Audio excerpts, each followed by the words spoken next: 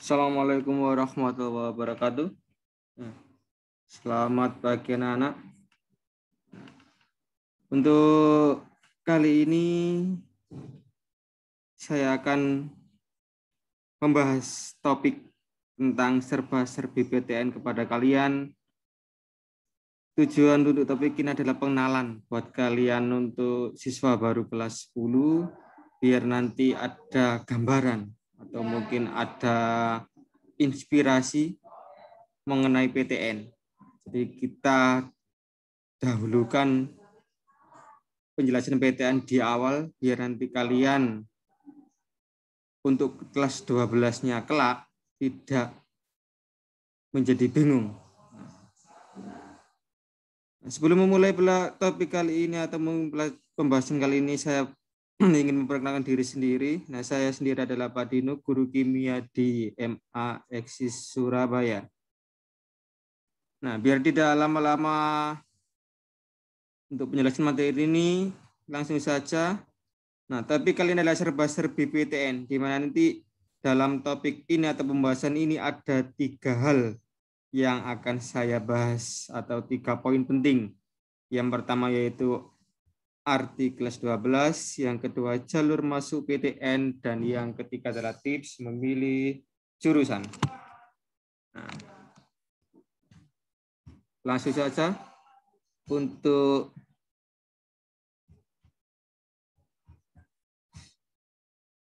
topik atau pembahasan yang pertama yaitu tentang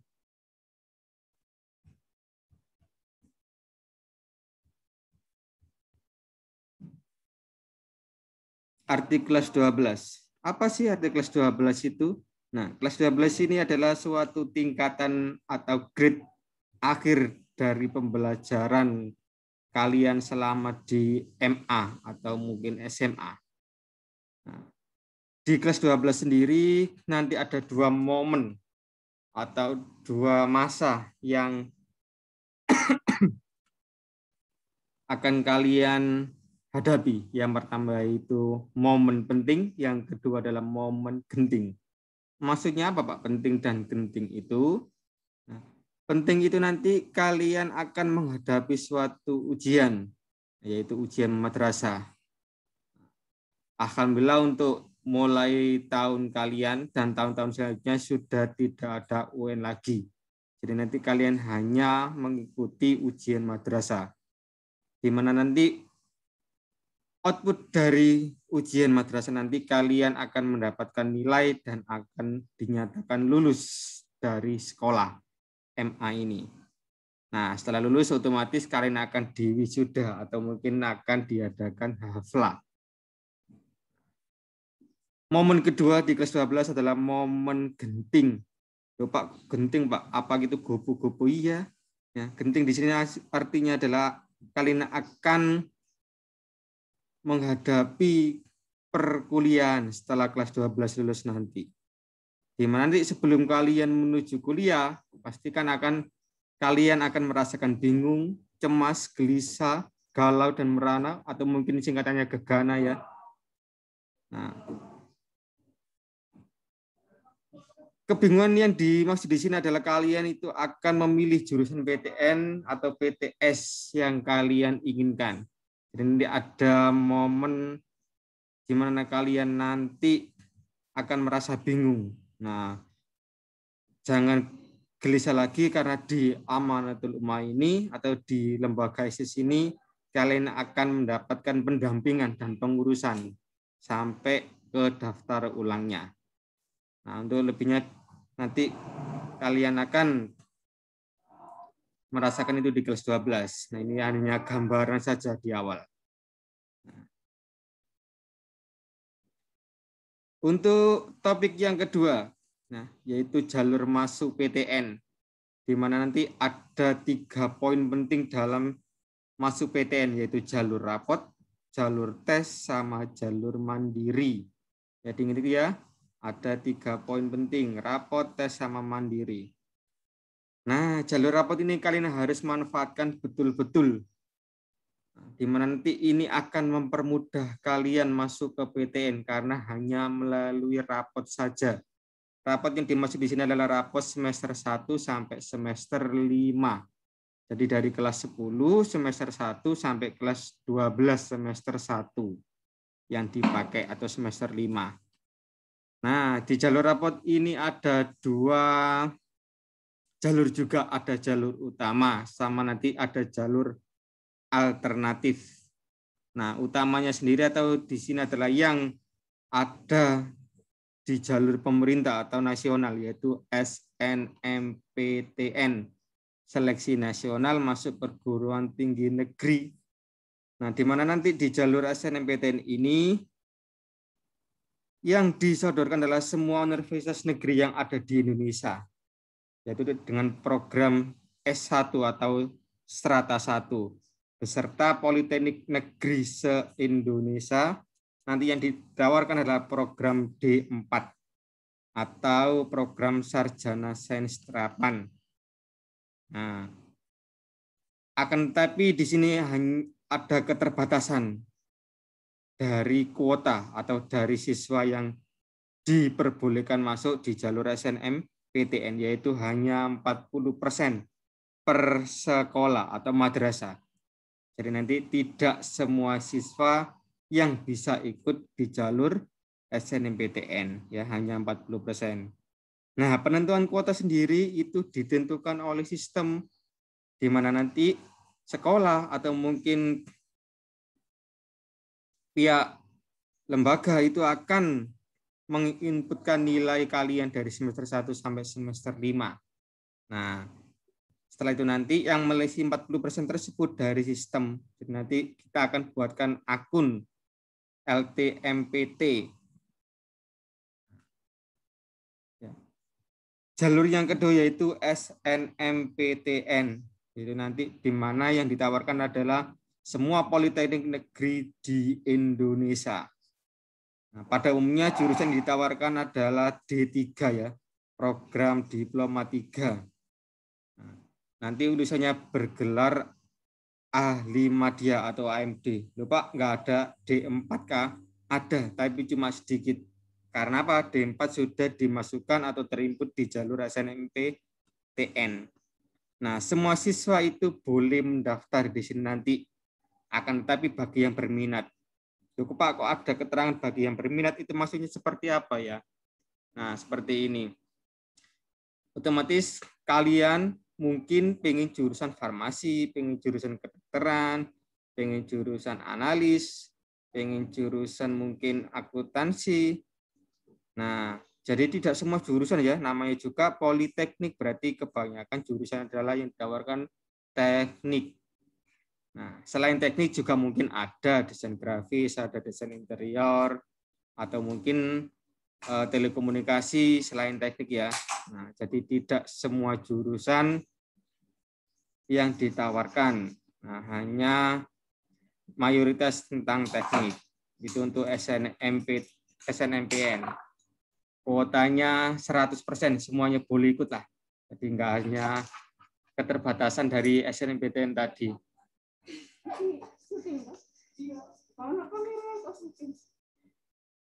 Dan jalur yang ketiga yaitu jalur SPAN PTKIN, ya, di mana nanti jalur ini yang ditawarkan adalah UIN, yaitu Universitas Islam Negeri atau mungkin IAIN seluruh Indonesia.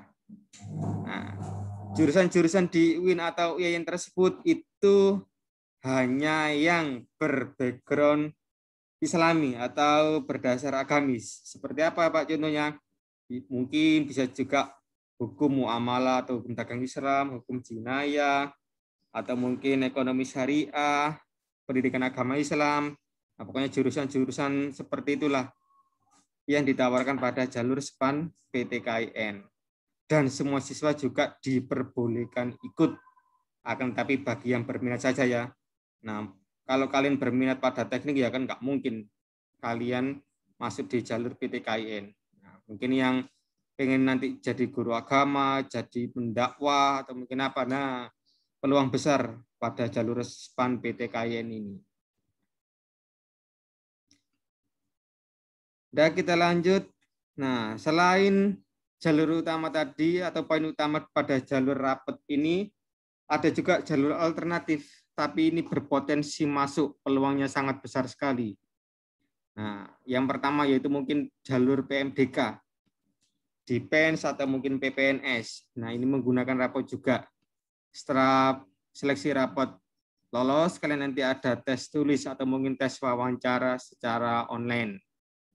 Nah, yang kedua ada juga PMDK Poltekkes. Nah, ini bagi yang berminat pada jurusan kesehatan, langsung saja masuk ke Poltekkes. Poltekkes ini nanti sama seperti PMDK PEN sama PPNS tadi, setelah seleksi rapot lulus, nanti ada tes selanjutnya yaitu tes kesehatan. Di mana nanti tes kesehatan itu terinput juga tes tulis atau mungkin tes kayak TPA sedikit itu secara online atau offline. Jadi nanti ada tes lanjutan.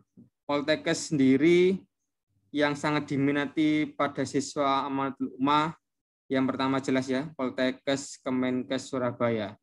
Nah, saya tekankan di sini Poltekkes itu adalah negeri, di mana nanti di bawah naungan Kementerian Kesehatan.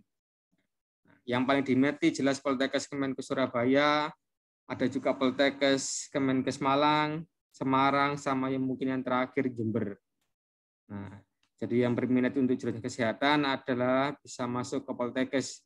Kira-kira jurusan apa ya yang ditawarkan di Poltekkes ini? Oh, mungkin ada jurusan perawat, bidan, perawat gigi, analis kesehatan, ahli gizi, teknik biomedik.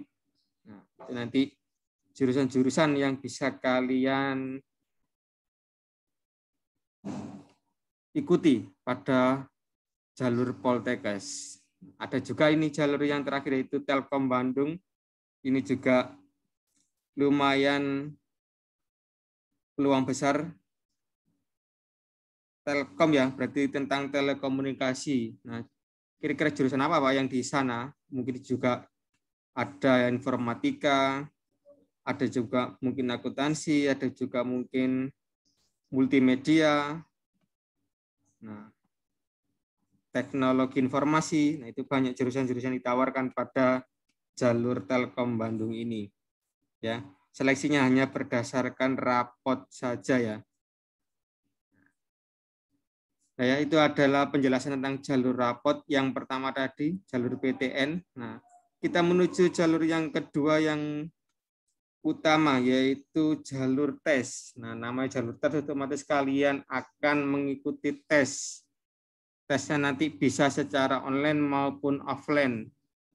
Nah, yang paling greget atau yang paling banyak diikuti atau mungkin bahkan wajib ya diikuti oleh seluruh siswa se-Indonesia. Jika tadi yang jalur rapot SNMPTN gagal, nah ya jangan kecewa, masih ada jalur SBMPTN. Nah, sama kayak tadi yang ditawarkan di sini adalah PTN seluruh Indonesia atau seluruh universitas negeri, dan ada juga Politeknik Negeri ya se-Indonesia juga. Tapi yang ditawarkan adalah program diploma 4 dengan gelar sarjana sains terapan. Nah, ini nanti ada dua tipe ya, ada dua macam, yaitu nanti kalian bisa ikut tesnya jalur saintek atau mungkin jalur sosum. Nah, peminatan sosum sama peminatan saintek. Nah, sebenarnya nanti kalau kalian mungkin dulunya SMA-nya IPA ya bisa masuk saintek. Kalau IPS ya bisa masuk sosum. Apakah bisa berganti Pak dari IPA nanti ambilnya sosum? Boleh, diperbolehkan. Di sini nanti tidak ada penekanan yang IPA harus saintek, yang sosum harus dari IPS, enggak ya, bisa lintas jalur. Akan tetapi ya harus tahu sendiri jika kalian dulunya IPA, nanti tes SBMPT-nya IPS, ya mau nggak mau kan harus belajar IPS. Ya, demi menggapai cita-cita kalian ya jangan menyerah. Ya. Harus ikhtiar dan berdoa secara rutin ya, biar nanti lulus pada jalur SBMPTN ini. Tesnya nanti secara offline ya, kalian akan tes ke universitas yang terdaftar pada saat pendaftaran SBMPTN tadi. Yang kedua yaitu jalur SBMPN, ini sama juga tes lanjutan dari SNMPN tadi tentang Politeknik Negeri se-Indonesia ya. Nah, pada umumnya yang ditawarkan adalah jurusannya D3 ya. D4-nya tadi soalnya sudah masuk di SNMPTN atau SBMPTN. Semua siswa boleh mendaftar ya. Nah, jadi tidak ada kuota, semuanya boleh mendaftar. Nah, kebanyakan kalau politeknik ya anak-anak cowok ya ini yang lebih berminat. Nah, tapi tidak memungkinkan juga anak cewek yang bisa ikut SBMPN ini. Nah, yang ketiga yaitu UMPTKIN. Nah, tesnya kalau kemarin secara online ya, jadi tidak ada secara offline, online semua. Sama kayak yang sepan tadi, semua UIN dan YIN di Indonesia, jurusannya juga yang ditawarkan itu jurusannya berbackground Islami atau berdasar agamis. Semua siswa boleh mendaftar. Nah, sekarang kita menuju poin penting yang ketiga, jalur masuk PTN yaitu jalur mandiri. Nah, jalur mandiri berarti di sini nanti artinya apa? Sekolah sudah tidak atau tidak wajib mendaftarkan atau mengantarkan kalian pada jalur mandiri. Harus kalian inisiatif diri sendiri untuk mendaftar ke kuliahan. Nah, di mana jalur mandiri ini berbeda pada jalur rapot sama jalur tes tadi. Karena jalur terakhir otomatis untuk pembiayaan kuliahnya jelas lebih mahal ya. Tapi jangan khawatir, namanya kuliah harus diperjuangkan. Ya. Jalur tes, jalur rapot nggak bisa, jalur tes sendiri tidak beruntung, lah otomatis ada jalur mandiri. Nah, pada jalur mandiri nanti ada 4 macam. Nah, yang ditawarkan. Yang pertama non-tes. Nah, non-tes ini nanti menggunakan nilai SBMPTN yang kamu ikuti kemarin itu. Nah, jadi nanti nilai-nilai kalian itu harus disesuaikan ya. Kalau kalian mungkin, nah, kalau jurusan dokter kira-kira nilainya 600 atau mungkin 700 lah. Nah, kalau nilai kalian 400 ya otomatis kalau masuk jurusan dokter agak kecil peluangnya. Ya, bukan nggak bisa ya, agak kecil.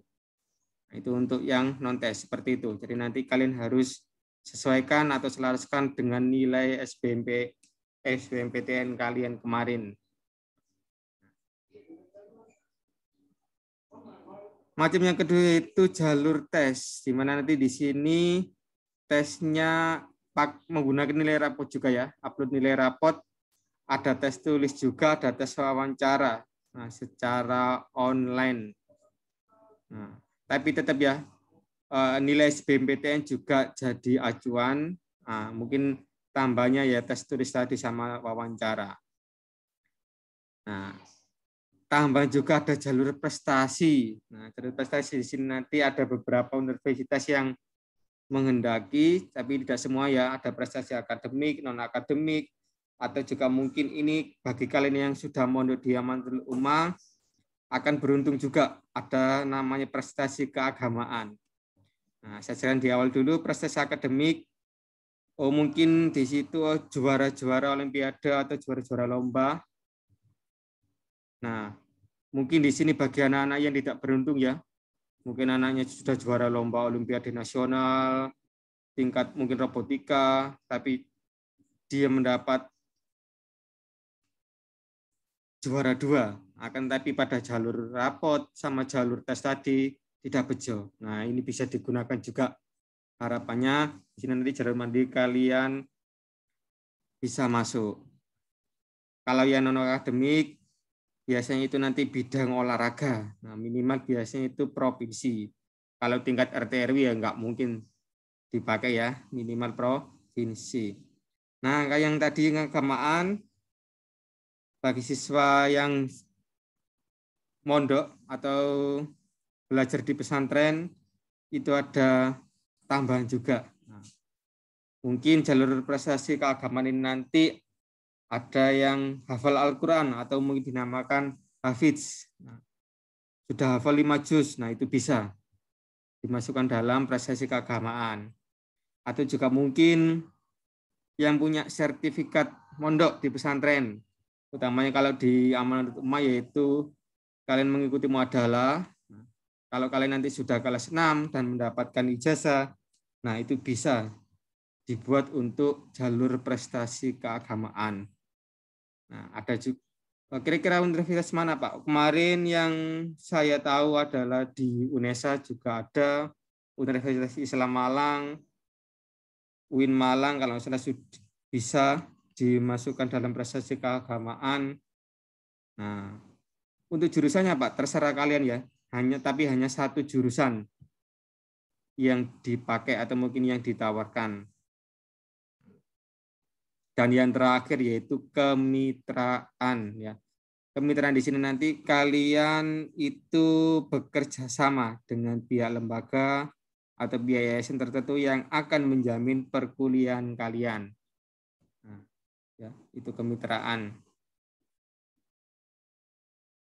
Tips memilih jurusan di PTN ya.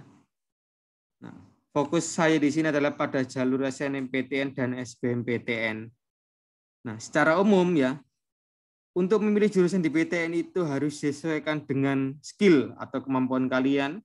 Yang kedua disesuaikan dengan bakat dan minat kalian. Dan yang jelas terakhir disesuaikan dengan orang tua. Maksudnya di sini apa? Nah, kalian kan kuliah yang membiayai jelas orang tua. Jadi orang tua harus dilibatkan dalam pemilihan jurusan di PTN. Nah, itu sudah terinput ya. Nah, yang kita akan bahas yaitu perbedaan SNMPTN sama SBMPTN. Nah, kalau SNMPTN itu adalah faktor lulusan sama alumni ya. Jadi nanti mungkin, nah saya jelaskan di sini Amanat Ummah, paling banyak itu diterima di UB. Jadi kalau kalian ambil di jurusan di Universitas Brawijaya Malang, nah kemungkinan besar peluang masuknya banyak atau tinggi. Nah, yang kedua kesesuaian nilai di rapot. Nah, artinya apa? Lah kalau nilai rapot kalian nggak tinggi, tapi ambil jurusan yang tinggi ya, nanti peluang kecil. Nah, contoh saja ada nilai rata-rata teman kalian 95, ambilnya kedokteran.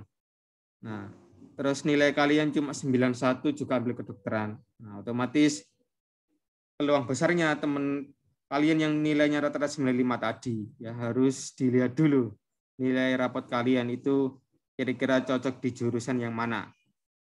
Terus di SNMPTN ini nanti tersedia 2 pilihan jurusan ya, di mana nanti satu jurusan diperbolehkan di luar Jatim. Akan tapi peluangnya juga kecil ya. Nah, ini sama seperti kalau kalian sekolah itu sistem zonasi. Nah, jadi yang paling besar adalah dari lingkungan sendiri atau dari provinsinya sendiri. Nah, ya kalau bisa ya dalam satu provinsi saja Jawa Timur. Di Jawa Timur banyak kok PTN-PTN favorit, PTN-PTN yang terakreditasi tinggi ya. Jadi nggak usah yang luar-luar pulau kalau bisa. Terus juga 2 pilihan jurusan itu diusahakan dalam satu universitas ya, biar nanti peluang untuk jurusan kedua jika jurusan yang pertama itu gagal, nah bisa dialihkan jurusan kedua. Maksudnya seperti apa Pak? Kalau kalian misal kalian ambilnya UNER, nah, kalian pengennya farmasi, kalau bisa ya farmasi di UNER atau mungkin yang kedua adalah kimia di UNER. Pak saya nggak suka kimia tapi suka farmasi ya sama aja ya. Farmasi juga berbau kimia. Usahakan seperti itu dalam satu universitas yang sama biar apa peluangnya lebih besar. Nah kalau kalian tetap misal sama-sama pengen farmasi, farmasinya UB sama farmasinya UNER ya nggak masalah. Tapi nanti itu harus tahu kalian passing grade-nya. Nah, ini ada syarat yang kelima. Usahakan jurusan pertama adalah passing grade yang tertinggi. Jadi kalian harus tahu di mana nanti misal farmasinya di UB sama farmasinya di UNER lebih tinggi mana.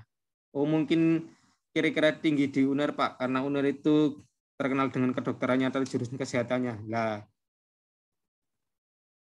dari histori tersebut, otomatis kalian harus meletakkan farmasi UNER lebih tinggi daripada farmasi UB.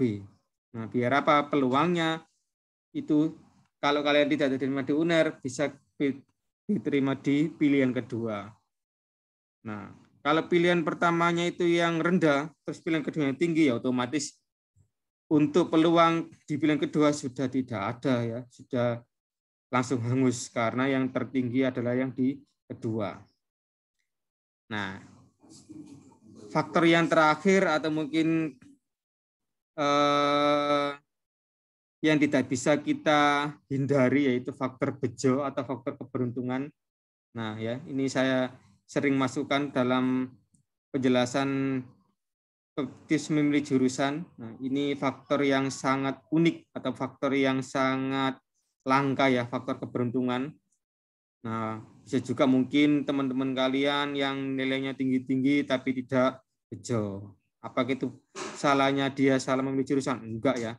Nah, ini mungkin juga faktor keberuntungan, faktor bejo. Oh, malah yang nilainya rendah tengah-tengah bisa masuk ke kedokteran. Nah, itu juga tidak bisa dipungkiri ya, faktor bejo itu. Nah, untuk yang kedua yaitu SBMPTN, untuk pemilihan jurusannya itu jelas ya harus disesuaikan dengan kemampuan kalian. Nah, sama kayak tadi. Dan yang kedua itu turunkan ego dan harus sadar diri sendiri. Nah, kalau kalian masuk SNMPTN sudah gagal jalur SNMPTN-nya, terus lanjut ke SBMPTN. Nah, misal di SNMPTN tadi saya pengennya kedokteran Pak, tapi ternyata tidak beruntung atau tidak bejo. Terus saya lanjut ke SBMPTN tetap milih kedokteran. Apakah boleh Pak? Boleh. Nah, nggak masalah, akan tetapi kalian harus berusaha secara maksimal, berikhtiar, yang rajin lagi, ngajinya ditemani, belajarnya harus yang tekun. Nah, karena apa? Karena SBMPTN itu tes ya, tesnya nanti lumayan sulit soal-soalnya, makanya itu harus berusaha lebih keras. Nah, kalau kalian mungkin punya alternatif, ya itu malah lebih baik. Oh, selain pengen dokter, oh saya pengen farmasi Pak, atau pengen jadi perawat. Nah, itu bisa jadi alternatif. Nah, makanya saya tuliskan di sini turunkan ego. Nah, untuk bisa memperbesar peluang kalian masuk di PTN. Nah, ini poin 3. Yang penting pada SBMPTN itu background jurusan yang kalian pilih itu harus selaras dengan nilai mapel yang harus diprioritaskan. Nah, ini Pak, yang saya bingung untuk penjelasan poin 3 ini. Maksudnya seperti apa? Nah, untuk contoh saya pakai jurusannya biar enggak kita jawab teknik mesin. Nah, teknik mesin namanya teknik berarti hubungannya dengan hitungan kan ya. Kira-kira yang paling banyak materi dari teknik yaitu fisika. Nah, jadi nanti mau nggak mau dari pelajaran saintek tadi, fisika, kimia, biologi, otomatis kalian harus prioritaskan nilai fisika yang harus lebih tinggi dari 2 mapel tersebut. Nah, itu adalah secara implisit ya, secara tidak tertulis nanti aturan seperti ini. Nah, jadi nanti contoh ya, kalian masuk tadi saya bilang teknik mesin. Nilai fisikanya anggap saja itu 80, nilai biologinya 60, nilai kimianya 60. Nah, terus dibandingkan dengan satunya lagi, nilai fisikanya 100, nilai kimianya 20, nilai biologinya juga 20. Kira-kira yang peluang masuk besar yang mana, Pak? Nah, namanya SBMPTN tes itu menggunakan nilai rata-rata.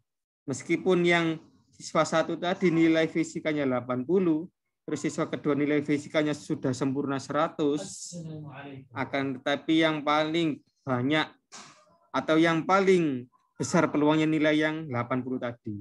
Soalnya bisa di rata-rata 80, 60 sama 60. Nah, lebih besar rata-ratanya daripada yang nilai fisika 100, fisika 20, biologi 20. Nah, faktor yang terakhir itu faktor kebentulan ya, faktor bejo. Ya sama kayak tadi, ini tidak bisa dipungkiri. Oh, saya sudah kembali ke pondok, Pak. Tidak di gedung. Nggih. Tapi Sabira alhamdulillah. Catatan penting untuk PTN ini nanti jika kalian masuk di jalur SNPTN, otomatis kalian tidak bisa ikut jalur SBM, PTN sudah terblokir. Nah, terus juga catatan penting di Amanatul Ukhmani nanti karena kalian sudah diberi pendampingan sama pengurusan PTN, kalau bisa yang jalur rapot tadi SNMPTN, SBMPN, SNMPN sama Sepan PTKN harus diambil ya. Nah, biar kalian nanti tidak apa namanya ada peluang lah dari teman-teman yang belum diterima di PTN ya.